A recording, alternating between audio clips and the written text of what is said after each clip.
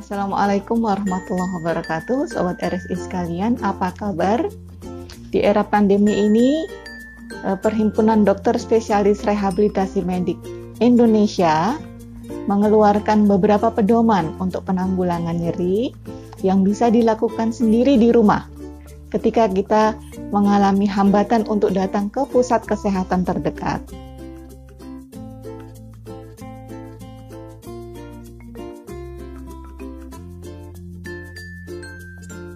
Nyeri adalah perasaan yang tidak menyenangkan yang berhubungan dengan adanya kerusakan jaringan tubuh atau struktur dalam tubuh yang sifatnya subjektif.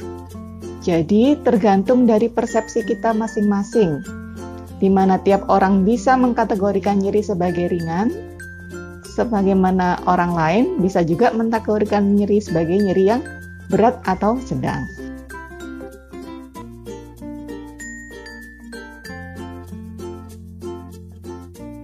Bila kita mengalami nyeri, apa yang harus kita lakukan sebelum kita bisa datang ke rumah sakit? Tentu pertama kali kita harus tahu dulu apakah nyeri yang kita alami adalah nyeri yang ringan, sedang, atau berat. Apakah nyeri tersebut nyeri yang sifatnya akut, atau subakut, atau nyeri yang kronis.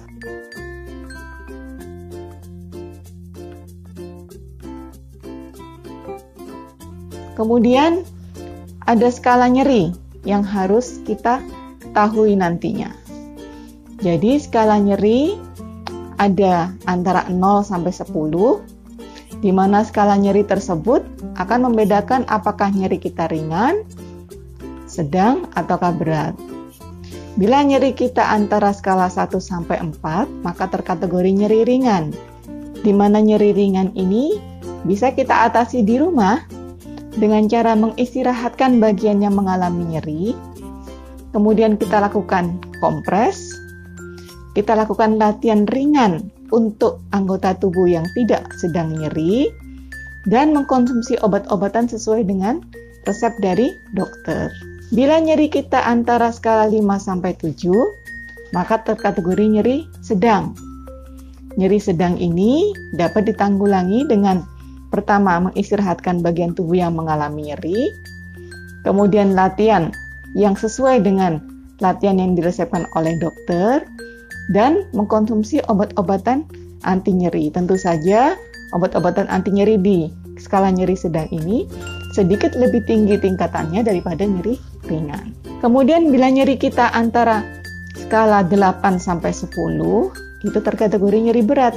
Nyeri berat ini ditanggulangi dengan pertolongan pertama minum obat yang kita miliki, dan bila tidak bisa ditahan, maka disarankan untuk segera datang ke pusat kesehatan atau rumah sakit terdekat.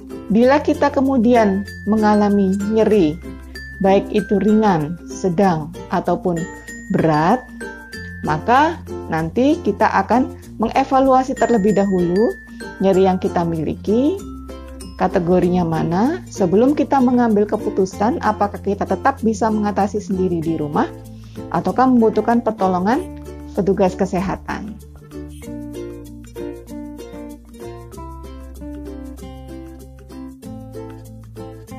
Penata laksanaan nyeri fase akut bisa kita lakukan dengan positioning atau memposisikan daerah yang nyeri senyaman mungkin.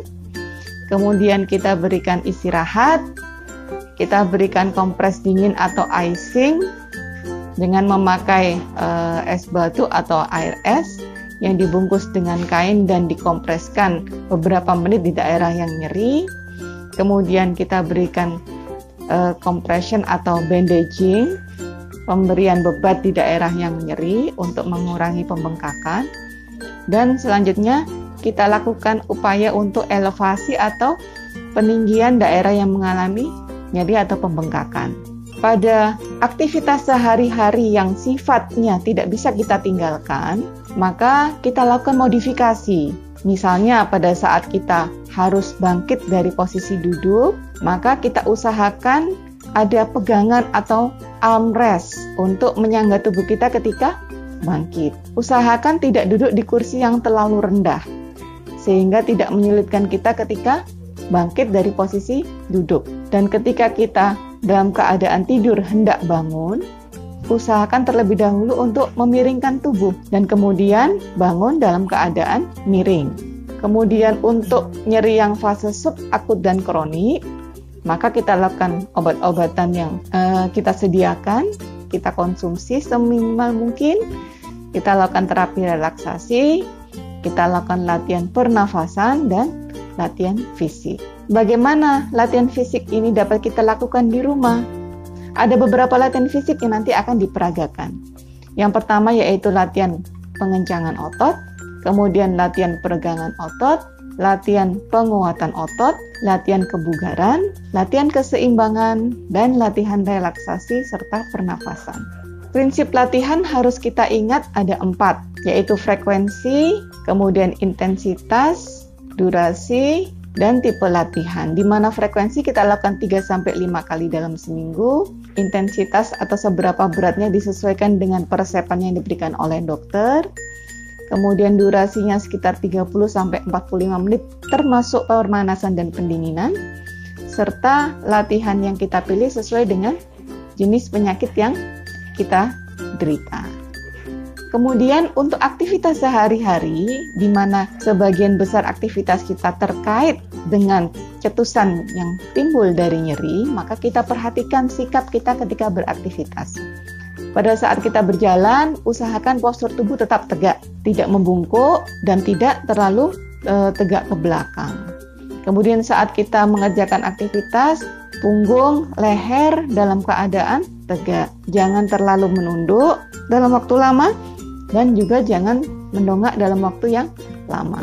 Kalau kita membutuhkan aktivitas di atas meja, entah itu kita harus mengetik atau menggunakan komputer, maka usahakan sudut pandang kita dengan komputer sejajar dengan mata, sehingga mata tidak mengalami kelelahan dan punggung atau leher juga tidak mengalami kelelahan.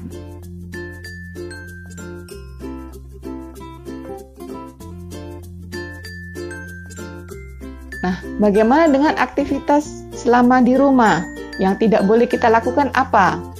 Yang pertama yaitu mengangkat beban yang terlalu berat bila kita mempunyai penyakit nyeri punggung atau nyeri leher.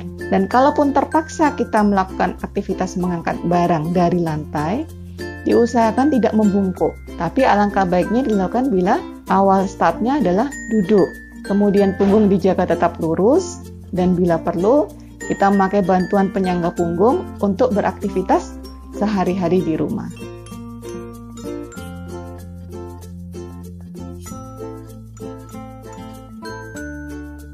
Kemudian untuk penggunaan kompres, bila pada saat bengkak, fase akut pertama kali usahakan menggunakan kompres yang dingin. Tapi bila sudah kronis atau sudah dalam jangka waktu 2x24 jam berlalu, maka boleh dilakukan kompres hangat.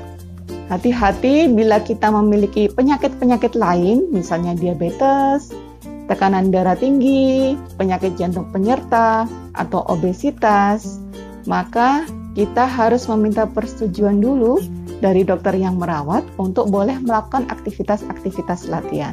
Sehingga latihan yang kita lakukan tepat guna dan tidak memiliki efek samping yang justru merusak atau membuat penyakit kita menjadi bertambah. Demikian untuk aktivitas yang boleh dan tidak boleh kita lakukan di rumah dan petunjuk untuk mengatasi nyeri ketika kita berada di rumah, berikut dengan latihan-latihan yang akan diperagakan untuk bisa mengurangi nyeri kita selama di rumah.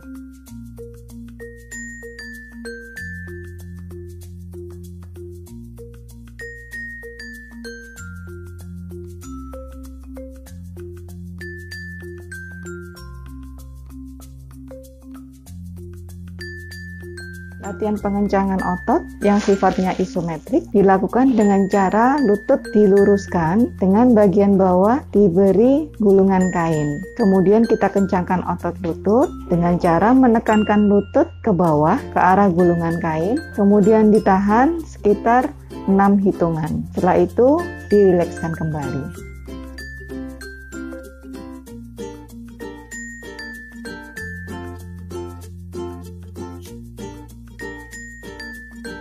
Latihan peregangan otot dilakukan pada fase subakut dan kronik, dilakukan dengan cara meregangkan otot seperti pada praga sebanyak 3 kali sehari, 10 kali pengulangan, dan ditahan 6 hitungan. Kemudian dirilekskan kembali, bergantian kaki kanan dan kiri.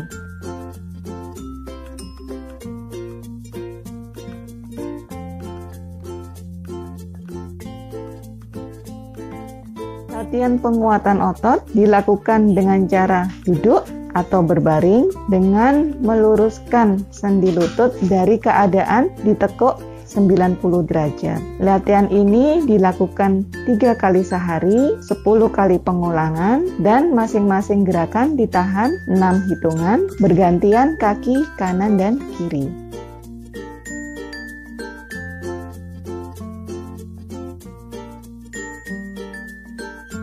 Latihan kebugaran atau aerobik bisa dilakukan untuk fase kronik. Contoh latihan aerobik adalah bersepeda, berenang, senam aerobik atau berjalan. Lamanya sekitar 30-45 menit, 3-5 kali dalam seminggu.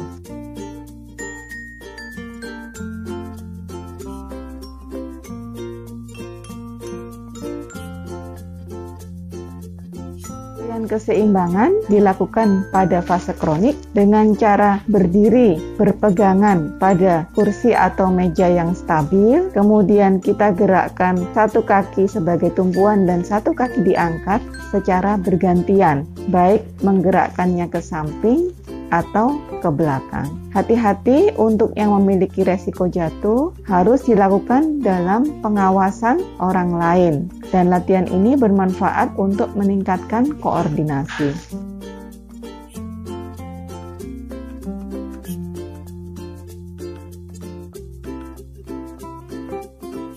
Terapi relaksasi dan latihan pernafasan dilakukan dengan cara duduk secara rileks, kemudian tarik nafas dalam untuk mengencangkan otot-otot, ditahan selama 5 hitungan, kemudian perlahan-lahan dihembuskan dengan hembusan nafas yang lebih panjang dibandingkan saat menarik nafas. Diulangi kembali dengan secara nyaman, tenang, dan rileks. Latihan ini bisa dilakukan untuk fase akut, subakut, maupun kronik. Tetap sehat, semoga nyeri kita tidak sering kambuh di rumah, dan kita bisa beraktivitas sehari-hari tanpa ada keluhan nyeri yang bertambah. Assalamualaikum warahmatullahi wabarakatuh.